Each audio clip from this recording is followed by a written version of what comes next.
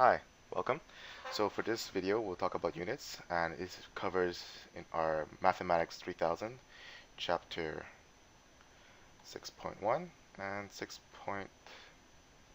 Right? Now, units is something we saw before in past, and the most common one that we see is centimeters, and probably meters and kilometers. These units we'll be seeing not only in math class, but also in science class. So it's very important to have this strong knowledge about these units. And for this video, we're going to have an idea how to convert and how to understand what's happening with them. Okay, now giving use layer. Now let's start working with our basic one, 1 meter. And the next one we know for sure is centimeter. Okay, we know that 1 meter is equal to 100 centimeter. Okay, we could also go for other way around. 1 kilometer equals to 1,000 meters. Now let's change this up and look at how we can see a little bigger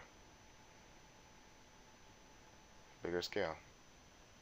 Okay, so let's start off with the biggest unit we can think of is kilometer. The next one is hectometer, decameter,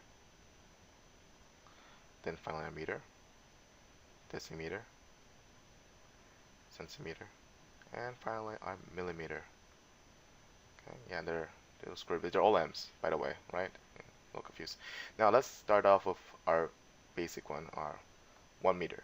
And let's go backwards, go to the ones that we know. And if I go lower, it's 10 decimeter. This is no room, 100 down here.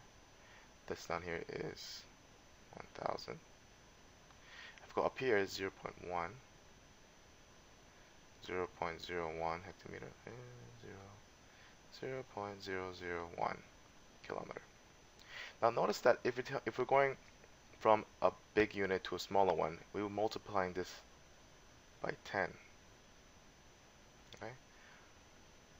Conversely, inversely, if we're going from a small unit to a bigger one, right, like from meter to decameter, we are dividing it by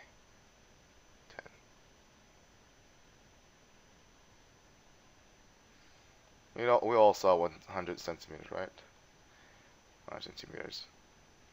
It's 1 meter, right? Now, a lot of people have this confusion. Like, oh, I don't know. I don't know if it's a times 100 or it's divided by 100. And maybe you make a mistake saying, well, I divided by 100. Now, this is part when it's really crucial, okay? Because people will make this mistake, especially in the beginning when you do your conversions. And when this happens, use logic. Just stop and think. All right, just stop and think and how I could fix this. Like, I know 1 meter is 1 meter, and 100 centimeters. You could think of the same thing. Now let's say if I do 1 meters and I convert it to 0.01 centimeter, and you say, hold up, this is 1 meter. It's pretty big, and 0.01 centimeter is kind of tiny. So obviously this is not good. Ooh, let me use some red. Yeah, yeah, this is not good. All right, so that's a very good way of understanding. Okay, so our next part. Now that was it all in one dimensional, right? Centimeter, meters, all one dimensional. Now what if we do 2D? What if we do have an area and not just one line we're looking at, right? Consider that I have this kind of I have a terrible square, but let's just work what we have here, right? And here I have, let's say, 1 decimeter,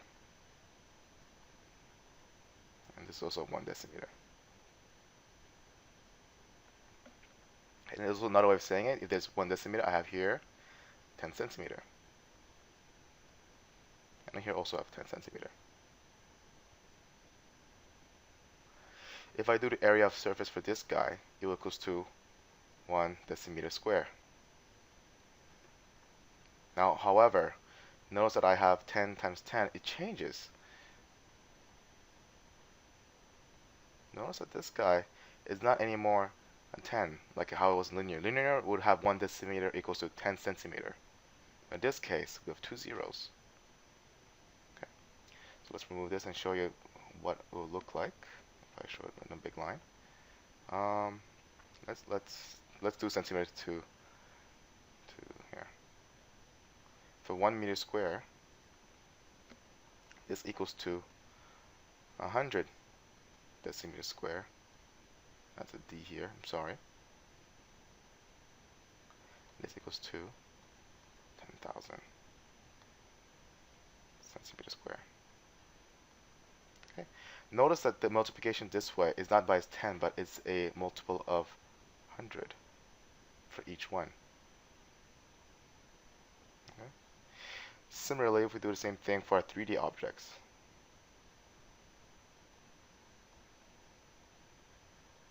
okay, something like this. Looks a tofu block more than a cube. Now, let's do the same thing. I have a decimeter here, a decimeter here, just one on each side, and this guy here, I have 1 decimeter. Okay, so I got one. Now let's use different colors so you understand what's going on. This guy here is for this guy, this height here. A little purple. Okay, here's for this guy here. A little bit of yellow, why not? And this guy here's this guy here. All right. So same thing happens if we do 3D objects. We gotta go through this times this times this. Length times height times depth. All right. So if I do all this, equals to 1 decimeter cube. Now we all know. Let's change this to here. And this is 10 centimeter. This guy is 10 centimeter. And this guy here is also as well 10 centimeter. Okay, so if I multiply all of them together, I would have, let's change the color, 100. 100 centimeter cube. Oh no, sorry, 1,000. 1, 2, 3, 3 zeros. 1, 2, 3. Sorry, my bad. 1,000 centimeter cube. All right. So instead of having 2 zeros, we're doing 3 zeros. So if we open up the scale once again. Okay, so a quick recap of seeing what happened for the units. Every time I go this way, if I'm going from a bigger unit to a smaller one, I multiply by 10 for a linear, for one-dimensional units. And inversely, if I'm going from a small unit to a bigger one, I divide it by 10 from in a linear fashion as well as, one-dimensional fashion. However, as we enter another dimension, 2D and 3D, this increased by 2 folds and 3 folds. So from 1 decimeter squared equals to 100 centimeter square, then 10,000 millimeter square. Okay, and then it goes down here as well. All right, that's it for now. You guys, it's quite simple, straightforward, but they are essential to understand conversions for the next part of the chapters. All right, and that's about it. I'll see you next time.